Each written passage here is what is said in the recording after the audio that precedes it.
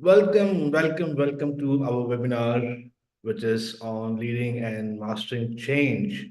And I had the privilege of talking with my colleague Krishna Chodipilli. However, he had to attend to few personal errands and he's not here, but he is with us in spirit for sure. So this webinar has been recorded for you. If you need a copy of this recording and a copy of the deck. All you would need to do is one, you can write to us at hello@leadershiptribe.com, or there's a form that you can fill and you can view the webinar deck. How does it sound? Right? So what's the game plan for today? A little about us, what we do, how we work, and then comes the interesting part. What is change? What does change mean to individuals, to teams, to organizations, and how we can master this change? Are there tools for successful transformation?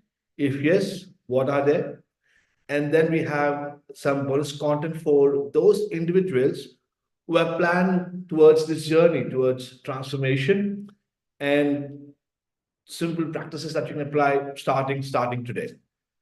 And then we have the next steps and some space for question and answers. A little about me. I love traveling and I love motorbikes. So in my spare time outside of work, I do travel a lot, and in my journeys, I love connecting with people, embracing different cultures, trying out different cuisines, adventures, stories, and being in that moment. Now, when I do all of these things, there's a lot of learning that I experience. And I bring in all of these learnings in my trainings, in my work with the clients that I do. And if you want to get in touch with me, feel free to send me a request on LinkedIn. A little about the sponsors. They're called Leadership Tribe. And who are they? They are dynamic and a group of experienced people coming from different backgrounds. So they are ex-IBMers, we have armed forces, we have professors, change experts, and they all use postmodern techniques to deliver value. And we also offer some services like workshops, trainings, coaching and mentoring, consulting, and large group facilitation. So, if you or your organizations, if you feel that, okay, this is something that I want to inquire more about, all you would need to do is please feel free to reach out to a Leadership Tribe. You can drop an email at hello@leadershiptribe.com, or you can book a one-to-one session with me and I'll be there to help you. Now, without further ado, let's look at this poll question. Now, this poll question, this was something that we also posted on LinkedIn, and we did get a lot of responses. But before we look at how these responses look like on LinkedIn, I have a question for you. If you were to successfully implement a transformation, a change, how would you measure the progress towards this change? So we have four options here: regular feedback and surveys, key performance indicators, your KPIs that you can use to measure progress, milestone achievements and review sessions, or if you have any other comments, you can add your comments. So if you could take half a minute and type your responses in the chat box.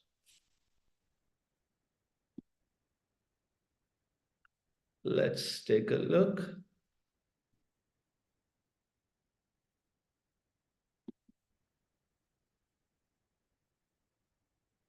Okay, I see response there from Shivani. She says all three. Jeffrey says, sorry, Shivani says one, regular feedback and surveys. Jeffrey says it's all three. I think we all are important. Neville says it's one. And you are not wrong. Because how do we even balance all of these? How do we use all of these elements to look at the progress towards transformation? Right? And these are few comments that received, or rather, few responses that received on LinkedIn. So most of them said one, regular feedback in surveys. However, talking from my experience, I believe it could be these three, or there could be others that we haven't mentioned here that were used successfully. Now, coming to the transformation part of it. If I were to tell you that change can be complex, it can be interesting. What are your thoughts? Take a minute, just think about it. Do you think change can be a little complex?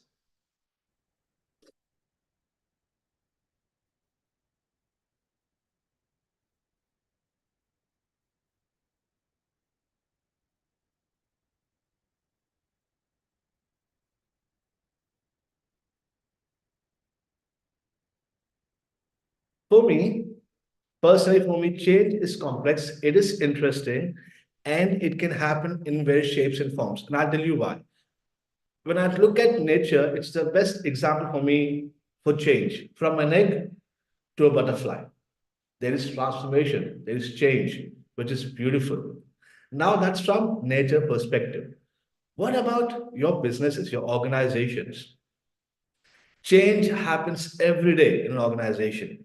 You have the inputs, you have your people, you have your clients, your stakeholders, your teams, your tools, the techniques you can use to build something, your requirements from the end users and your stakeholders.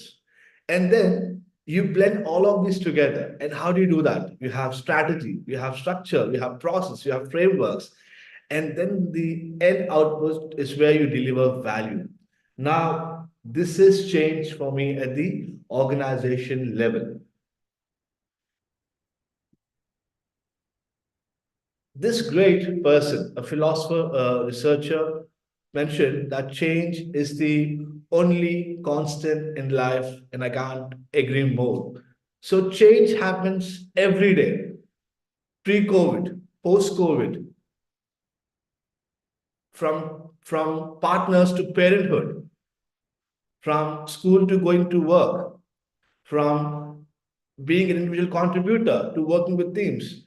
Change happens every single day, which is the only thing that is constant. So how do you even master this change? We'll talk about this in a little while. There's an interesting thing that I want to share with you when it comes to mastering change. But what is the success rate of change according to you?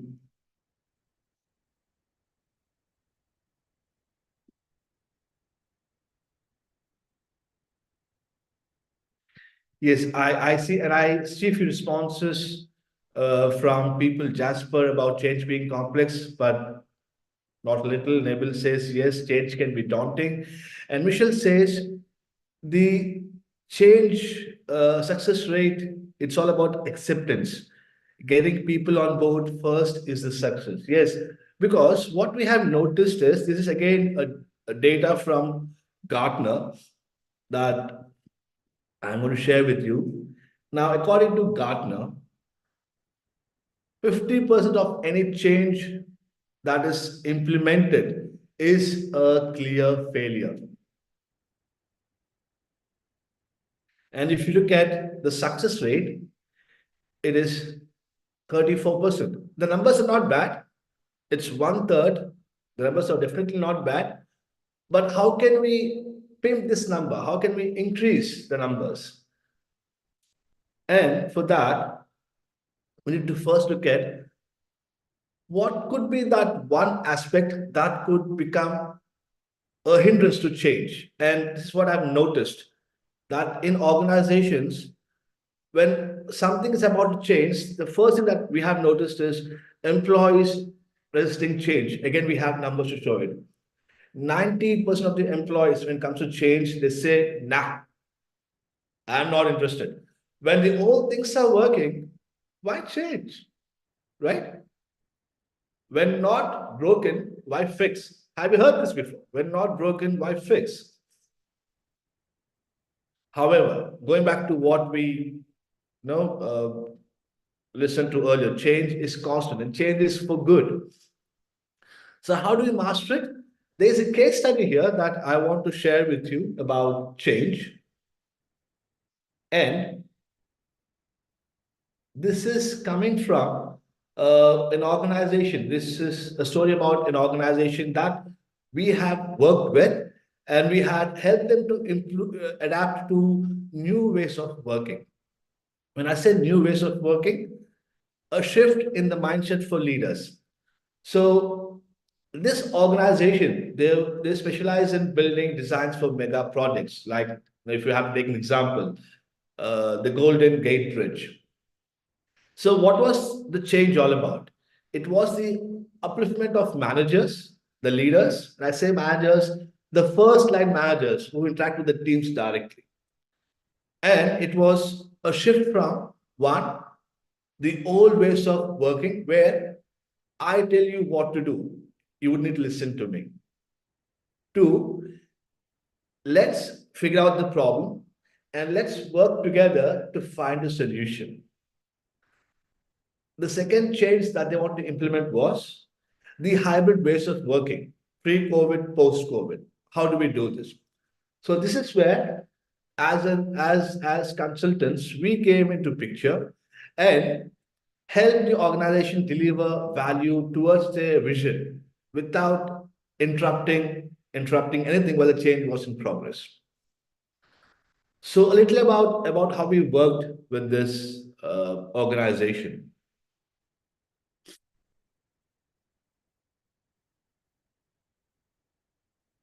After the change was implemented, this is what we have noticed.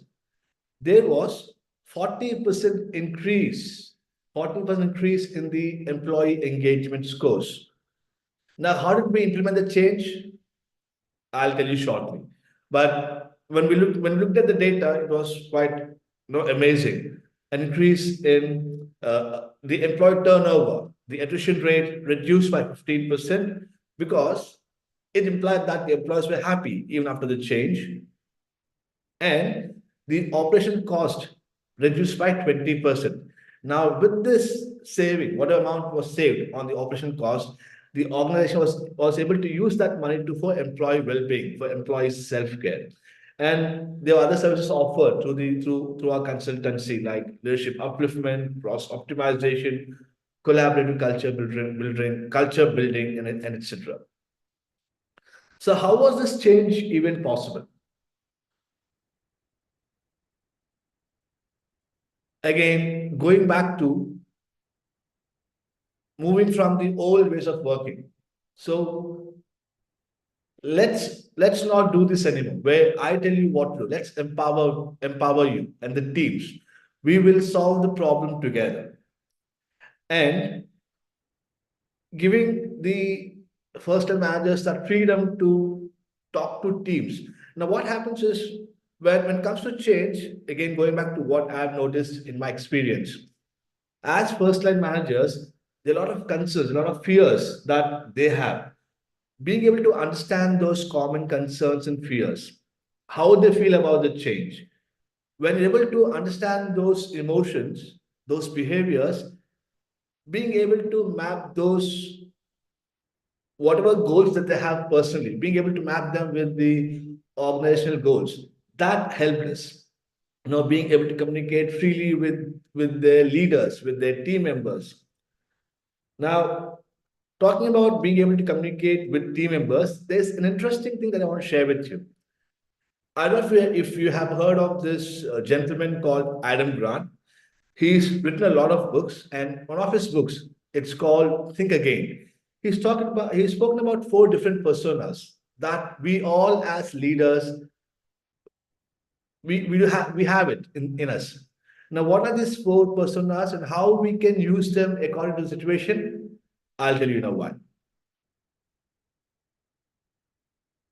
So coming back to how we can help your first line managers in adapting to this change, where they can start by communicating effectively, understanding the strengths of the team. So we call it strengths based coaching. So using your strengths to build your teams, bringing the team together, and using a scientist mindset where there is a lot of observation, there's a lot of listening, there's a lot of curiosity, and having those clear goals and expectations, not from myself, not only from myself, but also from the leaders I'm working with and the teams I'm working with. Then we also have rewards and recognition, continuous feedback, learning and development, employee well-being, and a lot of other things that we can bring in here. So that's how we could implement this change successfully. Now, like I promised, let me talk a little about the bonus content here. And that reminds me, before we talk about the bonus content, now there are many training programs out there for all these first-time managers, change agents. There are many training programs out there, many skills out there that you can practice. Now, at Leadership Tribe, we do have a waiting list for upcoming programs that you can join. And how to do that? We have a form that you can fill in to join the waiting list. Apart from that, you can book a one-to-one session with me, and we have other colleagues that we you can interact with for half an hour, and we can guide you, share our expertise while we're interacting with you. That's something that we all can do. Now, coming back to the bonus content that I promised, I'll not hold you back for long. So this gentleman, Adam Grant, in his book Think Again, he's written other books like The Hidden Potentials, that's something that I remember, and The Originals. So in his book Think Again, he's mentioned four personas. Now, what are these four personas? Preacher, prosecutor, politician, and scientist. And these are few personas that each of us possess, behaviors each of us demonstrate. For example, as a preacher, I believe in something and I preach, I become preachy. I tell people that this is what it is. So my agile is right. My ways of working is what it is. There's no other ways of working. That's your preacher. A prosecutor, a prosecutor is someone who doesn't believe in gray areas.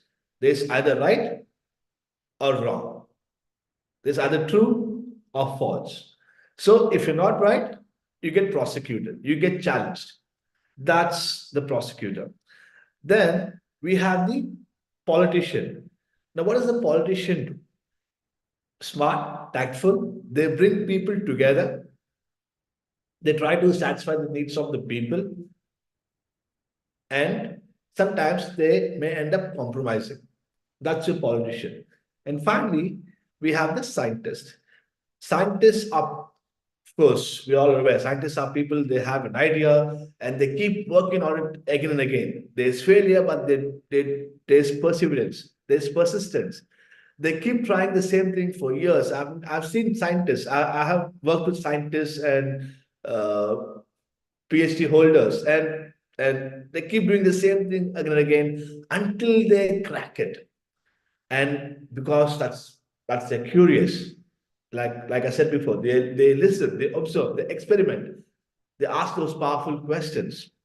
Now, I'm not saying that being a preacher, a prosecutor, or a politician is wrong. When there's a fire alarm, let me ask you, when there's a fire alarm, what is that you do?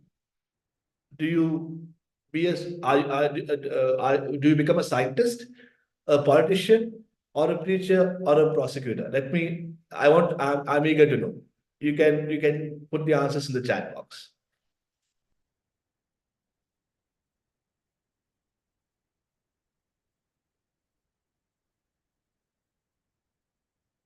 Michelle says scientist. Okay, that's interesting. There's a fire alarm. I'll listen and observe and be curious. Okay, Michelle, all right. Jasper says scientist. Shivani says prosecutor. Neville politician. Helen prosecutor. Okay, I have a different answer. I would be a prosecutor. because there's no gray areas. If you don't run from here, as in, if you don't follow the instructions, that's it. So here I have to be a little bossy. I'll just give instructions and you have to follow my instructions. No questions to be asked. So these are few examples I could think of, and depending upon the situation, depending upon the context, you can choose your personas. It's all about self-awareness. It's all about having that mindset. So for me, we have the unconscious mindset, which is like a computer. You wake up, you brush your teeth.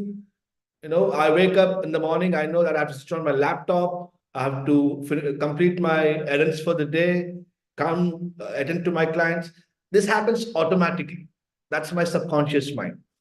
And there's my conscious mind where certain beliefs, values, things I've noticed, my experiences would sometimes I might become judgmental. That's my conscious mind. And there's my subconscious mind. Some things that I've noticed, that I've listened, things I've observed, they are stored somewhere, but I don't know they are stored. So how do I use self-awareness to bring in all of these things together and use this to my benefit personally and professionally, helping myself and helping the people around me. And finally comes the next steps in your journey. So, how are we going to do this as a team? So, like I mentioned before, you can write to us at hello@leadershiptribe.com and you can book a one-to-one session with me, with any of my colleagues, and we can have a good conversation. It's all about having those good conversations. All they do is a form that you can fill in and we can reach out to you either ways. So, on that note, let me pause here, end my monologue, and open the room for any questions.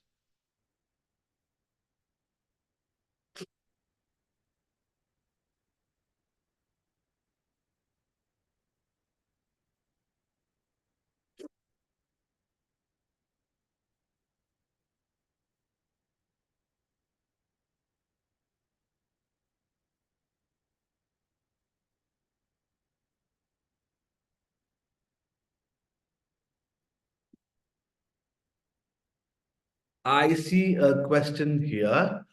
Uh, as a coach, when I'm guiding somebody towards change, towards transformation, what is my role? Yeah, interesting question.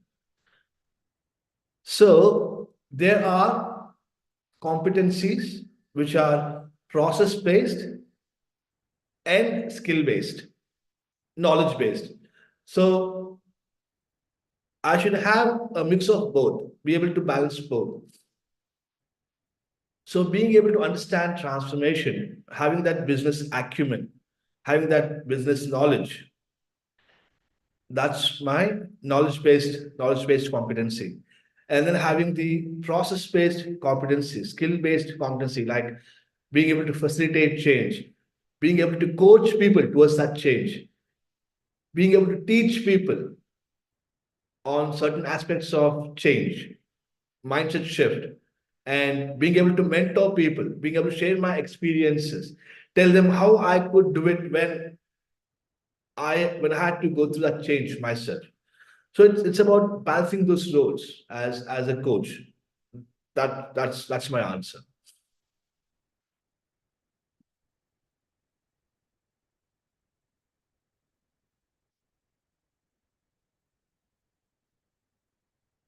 Okay, I see another question here. This is something that I would love to talk about. Cultural dynamics.